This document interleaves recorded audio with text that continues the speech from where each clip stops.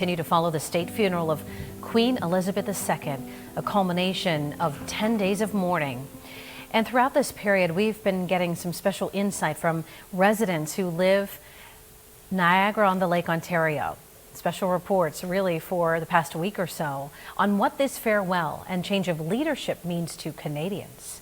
It's been our Lisa Adams assignment really for a while now. And Lisa, you really had so many stories to tell. So do they think there at Niagara-on-the-Lake, Ontario, that they were going to be watching kind of every day the service, the procession, and everything associated with the Queen?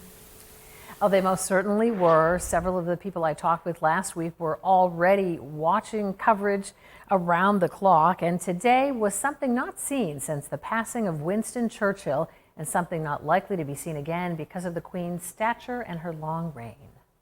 For Niagara-on-the-Lake residents who saw the Queen visit their town, the pain of her loss has been palpable. I actually burst out sobbing when they announced it, so I didn't expect myself to act that way, so I was glad I was home alone, but it hurt.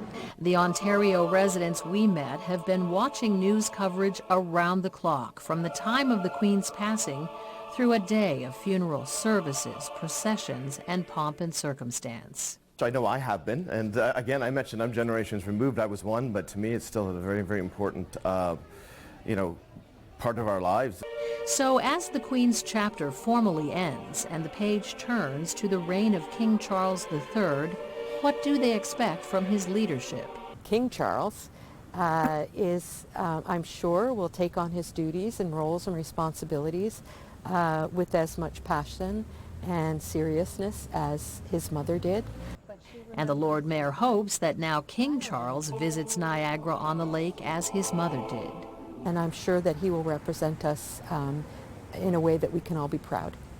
He has his own path to follow, as his son will have after him. But he's been in training for a very long time.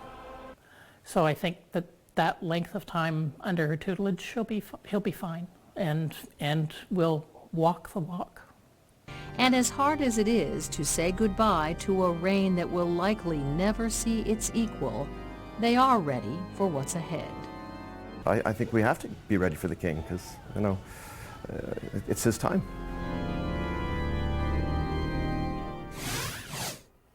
Well, the UK and the Crown are said to do ceremony better than any, even than the Vatican. The next big event will be the coronation for King Charles III.